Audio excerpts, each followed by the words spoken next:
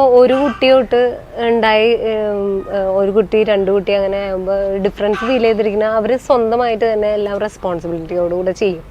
മൂത്തവര് താഴെയുള്ളവരെ നോക്കുമ്പോൾ തന്നെ പല കാര്യങ്ങളിലും എല്ലാം അവരെ കെയർ ചെയ്യണ കാര്യത്തിലും സ്വന്തമായിട്ടുള്ള കാര്യങ്ങൾ ചെയ്യണ കാര്യത്തിലും എല്ലാത്തിലും ഒരു സ്വന്തമായിട്ട് ഒരു റെസ്പോൺസിബിലിറ്റി ഉണ്ടാവും.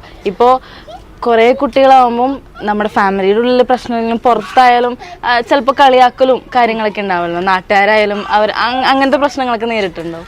പലപ്പോഴും ഉണ്ടായിട്ടുണ്ട്. ഒരു 3 കഴിഞ്ഞ് കഴിയുമ്പോൾ എല്ലാവരുടെയും മുഖം ചുളിഞ്ഞു തുടങ്ങും. 4ാമത്തെ തൊട്ട് ഈവൻ വീടിന്റെ ഉള്ളിലായാലും ബന്ധുക്കളുടെ ഇടയിലായാലും ഇങ്ങനെ മുഖം ചുളിഞ്ഞു തുടങ്ങും 4ാമത്തെ തൊട്ട്. പിന്നെ നമുക്ക് നമ്മൾ എന്ത് തീരുമാനം എടുക്കണം, പല കാര്യങ്ങളും തീരുമാനം എടുക്കുന്നതും മറ്റുള്ളവർക്ക് ഇഷ്ടപ്പെടണമെന്നില്ലല്ലോ. പക്ഷെ നമ്മളുടെ തീരുമാനങ്ങൾ നമ്മൾ മാറ്റേണ്ട ആവശ്യമില്ലല്ലോ. പല ഡിഫിക്കൽട്ട് സിറ്റുവേഷൻസ് ഉണ്ടായിട്ടുണ്ട്. ഇപ്പോൾ കൊറോണ വന്നപ്പം എല്ലാവരും ഒരുമിച്ച് കോവിഡ് വന്ന് കിടന്നപ്പോഴും പിന്നെ വെള്ളപ്പൊക്കം വന്ന് ഇതിനെല്ലാം ഇപ്പോൾ എവിടെ പോവാണെങ്കിലും നമുക്ക് കൂടുതൽ കുട്ടികളുള്ളതിൻ്റെ ഡിഫിക്കൽട്ടീസ് ഉണ്ട്. ഇപ്പം നമ്മൾ ചുരുക്കം പറഞ്ഞു കഴിഞ്ഞാൽ ഇപ്പം നമ്മൾ ട്രെയിൻ ടിക്കറ്റ് ബുക്ക് ചെയ്യുകയാണെന്ന് വയ്ക്കുകയും അവിടെ ഒരു ആൾക്കാർക്ക് ഒരു ലിമിറ്റ് ഉണ്ട്. എനിക്ക് തോന്നുന്നു 6 പേർക്ക് മുകളിൽ ട്രെയിൻ ടിക്കറ്റ് ബുക്ക് ചെയ്യാൻ പറ്റില്ല. അപ്പൊ ഞങ്ങൾക്ക് ഒരുമിച്ച് ഫാമിലി ആയിട്ട് ട്രെയിൻ ടിക്കറ്റ് ബുക്ക് ചെയ്യാൻ ബുദ്ധിമുട്ടാണ് ഓൺലൈനിൽ. മറ്റോണം പോവാണെങ്കിൽ പറ്റും, പക്ഷെ ഓൺലൈനിൽ നമുക്ക് ബുക്ക് ചെയ്യാൻ പറ്റില്ല. പിന്നെ ഇൻഷുറൻസ് എടുക്കുകയാണെങ്കിൽ ഫാമിലി ഇൻഷുറൻസ് എടുക്കുമ്പോൾ 3 കുട്ടികൾ വരെ നമുക്ക് ഇൻഷുറൻസ് കിട്ടുള്ളൂ ഒരു ഫാമിലിക്ക്. ഹസ്ബൻഡ് വൈഫ് 3 കുട്ടികൾ വരെ. അങ്ങനെ പലയിടങ്ങളിലും റെസ്ട്രിക്ഷൻസ് ഉണ്ട്. 6 കുഞ്ഞുങ്ങൾ ഉണ്ടാവുമ്പോൾ ലൈഫിൽ ഒരുപാട് ചേഞ്ചസ് ഉണ്ടായിട്ടുണ്ട്. ഇപ്പൊ വിവാഹം കഴിയണ ഫോൺ തരാൻ പറ്റില്ല. കൂടുതൽ കുട്ടികളുണ്ടാവണോണ്ട് നമ്മള് ലൈഫിൽ ഒരുപാട് ചേഞ്ചസ് വന്നിട്ടുണ്ട്. അപ്പോൾ ഇപ്പൊ ഞങ്ങളുടെ കരിയർ ആയാലും എല്ലാം ഈ കുഞ്ഞുങ്ങള് കൂടുന്നതനുസരിച്ച് ഞങ്ങള് അതിനനുസരിച്ച് ലൈഫിനെ തിരിച്ചുവിടായിരുന്നു. 3ാമത്തെ കുഞ്ഞു വരെ ഞങ്ങള് ഗൾഫിൽ തന്നെയായിരുന്നു. പിന്നെ ഞങ്ങൾക്ക് മനസ്സിലായി കൂടുതൽ കുഞ്ഞുങ്ങളായാൽ ഞങ്ങൾക്ക് അവിടുത്തെ സിറ്റുവേഷൻ അനുസരിച്ച് മുന്നോട്ട് പോകാൻ ബുദ്ധിമുട്ടുണ്ട്. അപ്പൊ അതുകൊണ്ട് ഞങ്ങള് രണ്ടുപേരും ഒരുമിച്ച് നിൽക്കണം എന്നുള്ള ഇതിൽ തന്നെ ഞങ്ങള് തീരുമാനിച്ചു. ഒരുമിച്ച് നാട്ടിലേക്ക് വരെ നാട്ടിൽ സെറ്റിലായി, നാട്ടിൽ വീട് വെച്ചു.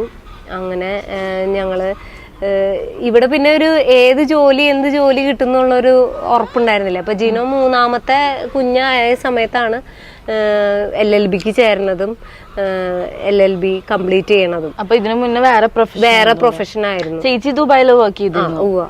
ഒരു കുട്ടി ജനിച്ചു, അത് കഴിഞ്ഞ് അടുത്ത കുട്ടിയാവുമ്പം സ്വാഭാവികമായിട്ടും മറ്റേ മൂത്ത കുട്ടിക്ക് വിഷമാവാ, കെയറിങ് കുറഞ്ഞു എന്ന് തോന്നാ, അങ്ങനെ വല്ല പ്രശ്നങ്ങൾ ഉണ്ടായിരുന്നു? അങ്ങനെ സ്വാഭാവികമായിട്ടും കുഞ്ഞുങ്ങൾക്ക് ഉണ്ടാവും. പക്ഷെ അത് നമുക്ക് ഹാൻഡിൽ ചെയ്യാൻ പറ്റണത് രണ്ടുപേർക്കും കെയർ കൊടുക്കാന്നുള്ളത് തന്നെയാണ്. നമുക്ക് ഒരു കുഞ്ഞിന് കൊടുക്കുന്ന ക്വാളിറ്റി ടൈം ആ കുഞ്ഞിന് തന്നെ ഇഷ്ടപ്പെട്ടതാണ്. അപ്പോൾ ഞങ്ങൾ പ്രാക്ടീസ് ചെയ്യുന്ന ഒരു കാര്യം, അവർക്ക് ഓരോ കുട്ടികൾക്കും ഇൻഡിവിജ്വാലിറ്റി ഉണ്ട്, അതെപ്പോഴും കീപ്പ് ചെയ്യാൻ ഞങ്ങൾ ശ്രമിക്കും. അപ്പോൾ ഓരോരുത്തരുടെയും ബർത്ത്ഡേ അന്ന് ആ കുട്ടീനെ മാത്രം കൊണ്ട് അവരെ മാത്രം കൊണ്ട് ഞങ്ങൾ കറങ്ങാൻ പോകും, അവർക്ക് ഇഷ്ടമുള്ളതൊക്കെ വാങ്ങിച്ചു കൊടുക്കും. അതായത് ഇൻഡിവിജ്വാലിറ്റി കീപ്പ് ചെയ്തുകൊണ്ട് തന്നെ അവർ യൂണീക്കാണ് എന്ന് അവർക്ക് തന്നെ ഒരു ചിന്ത ഉണ്ടാക്കുന്ന വിധത്തിൽ ഞങ്ങൾ ശ്രമിക്കാറുണ്ട്. ചേച്ചി പറഞ്ഞല്ലോ ചേട്ടൻ സൗദിയിൽ ടോട്ടലി വേറൊരു പ്രൊഫഷനായിരുന്നു. അതിൽ നിന്ന് പിന്നെ 3 കുട്ടികളായിരിക്കുമ്പോൾ തന്നെ LLB പഠിച്ച് വക്കീലായി. അപ്പം ചേച്ചി വിശ്വസിക്കുന്നതൊക്കെ ദൈവത്തിന്റെ അനുഗ്രഹമാണ്, ദൈവം എല്ലാം ക്രമീകരിച്ച് തന്നുകൊണ്ട് മാത്രമാണ് ഇതൊക്കെ നിങ്ങൾക്ക് രണ്ടുപേർക്കും പരസ്പരം സപ്പോർട്ട് ചെയ്ത് ഫേസ് ചെയ്യാൻ പറ്റിയത്, അല്ലെങ്കിൽ മുന്നോട്ട് പോകാൻ പറ്റിയതെന്ന് ചേച്ചി വിശ്വസിക്കുന്നുണ്ടോ? സത്യമായിട്ടും അതുകൊണ്ട് തന്നെയാണ്, ആ വിശ്വാസം കൊണ്ട് തന്നെയാണ്. സൗദിയിലല്ലായിരുന്നു, ദുബായിലായിരുന്നു. വിവാഹം കഴിഞ്ഞ് 2 വർഷം കഴിഞ്ഞപ്പോൾ തന്നെ ജോലി പോയായിരുന്നു. റിസഷൻ കാരണം ആ സമയത്ത് ഭയങ്കര റിസഷൻ ആയിരുന്നു. അപ്പോൾ പുള്ളി ആകെ എന്താണ് ഇനി മൂവ് ചെയ്യണ്ടേ, പിന്നെയല്ല അടുത്ത കുഞ്ഞായി, 3ാമത്തെ കുഞ്ഞിലാവാനായി. ഇപ്പം നമുക്ക് അവിടെ നിൽക്കാനുള്ള ഒരു ഗ്രിപ്പിനും കുറവായി തുടങ്ങി. അപ്പം എന്ത് മൂവ് ചെയ്യാമെന്നുള്ളൊരു ചിന്ത വരുന്നു. ഇതിൻ്റെ ഇടയിൽ ഈ വിസ കാലാവധി കഴിഞ്ഞപ്പോൾ നാട്ടിലേക്ക് വന്ന് പുള്ളി തിരിച്ചു വരേണ്ട ഒരു സാഹചര്യം വന്നു. അപ്പൊ നാട്ടിൽ വന്ന് പോകുന്നത്. അപ്പൊ പുള്ളി ഈ LLBക്ക് ജോയിൻ ചെയ്തിട്ടാ വന്നത്. അല്ല, ഈ 3 കുട്ടികളുള്ളപ്പോ തന്നെയല്ലേ ചേട്ടൻ സ്റ്റഡീസും ഒക്കെ കൊണ്ടുപോയത്. അപ്പം അത് ഇച്ചിരി ടഫ് ടൈംസ് ആയിരുന്നുണ്ടാവില്ലേ?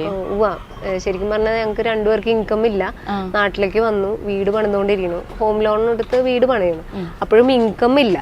അപ്പം ഞങ്ങൾക്ക് ഒരുപാട് ഹെൽപ്പായത് ഞങ്ങളുടെ ബ്രദേഴ്സ് തന്നെ, ജിനോനെ തന്നെ. ഇപ്പൊ ബ്രദേഴ്സ് തന്നെ നല്ല സപ്പോർട്ടിങ് ആയിരുന്നു. പിന്നെ ഈ പറഞ്ഞ പോലെ എല്ലാവരും ഒരുമിച്ച് നിൽക്കണം എന്നുള്ളൊരു താല്പര്യമുള്ളവരാണ്. അതുകൊണ്ട് തന്നെ വീടുകളിൽ താമസിക്കുന്നത് ഞങ്ങൾ ഒരു കോമ്പൗണ്ടില്ല, മതിലുകളില്ല. അപ്പോൾ അങ്ങോട്ടും ഇങ്ങോട്ടും നന്നായി സപ്പോർട്ട് ചെയ്യും. അതുണ്ടായിരുന്നു. GC യൂത്ത് ഫ്രണ്ട്സിന്റെ സപ്പോർട്ട് ഉണ്ടായിരുന്നു. എല്ലാം ഇദ്ദേഹം ക്രമീകരിച്ചിട്ടുണ്ട്.